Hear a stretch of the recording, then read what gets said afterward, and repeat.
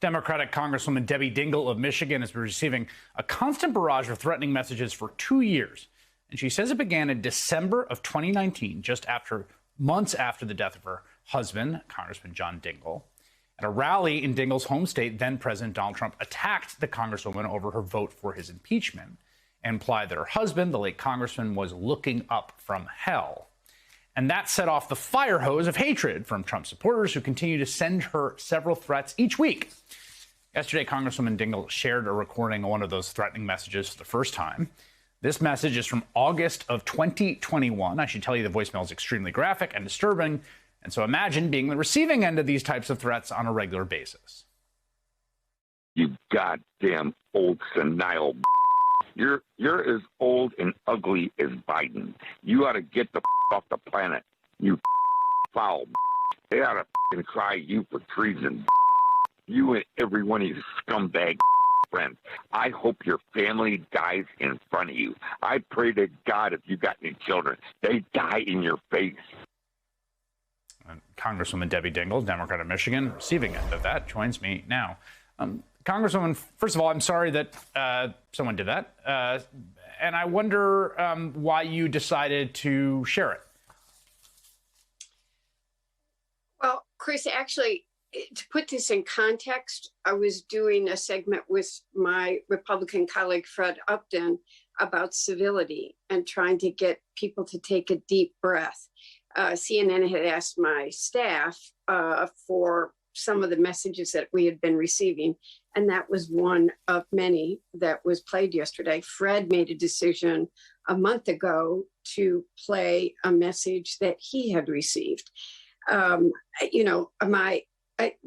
response today has been interesting. A lot of people have reached out and been very supportive, and as we all know, it can also energize other people. But I want people to take a deep breath. I want people to think about what we are saying to each other and really start to worry about what's happening in our communities, because it's not just me. I don't want to normalize this, but I have become used to it. I worry about my staff, but this is happening to people that are on school boards, that are on city councils, that are trying to help their community. It's not okay. I mean, you've been in politics for a while. Obviously, your late husband, one of the longest-serving members of the U.S. House of Representatives, a legend, of course, and you yourself have served in that seat for many years. You've been around the culture of politics. And I think sometimes we can fall prey to a kind of presentism where everything in this moment seems worse than it's ever been or unprecedented. So I'm just curious, from your perspective, as someone who really does have that perspective, is there something new, distinct, and worse now than 20, 30, 40 years ago even?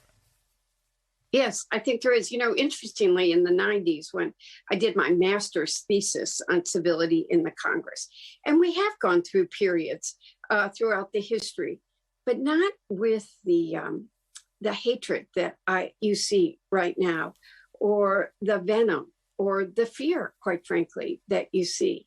And that's why I hope people will take a deep breath and understand what we're doing to each other. And as I say, we're finding this in our communities. I was brought up to respect each other. And I do remember people could have very strong disagreements on policy, but they treated each other with respect. They respected the individual and would disagree on the policy, not this kind of venom that we are seeing people treat each other the way. And never have you seen some of the members that are treating each other the way that they are on the House floor. It worries me. It greatly worries me.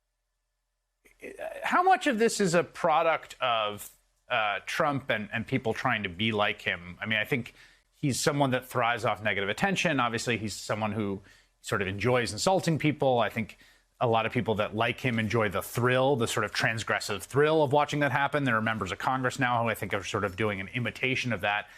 And how much is that a symptom, and how much is that a cause, do you think? I fear that it's a symptom, or I think, we're going through really hard times. We were talking about COVID again. It's been 2 years of people being isolated, people not having that human connection with each other. People have been worried about the economy. Did I look, there was a time when I agreed with Donald Trump on trade and told people that he could become president, and was right, as you'll recall. But I think that this anxiety, this fear, this anger that we are seeing in so many communities is what we do need to fear. We have seen it happen at different times of history in the world.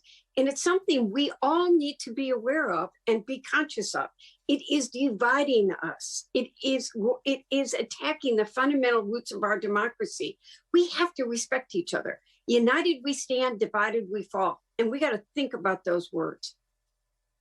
All right, Congresswoman Debbie Dingell, I hope you had a great holiday and get a little time away for New Year's as well. Thanks a lot. Thank you, Chris.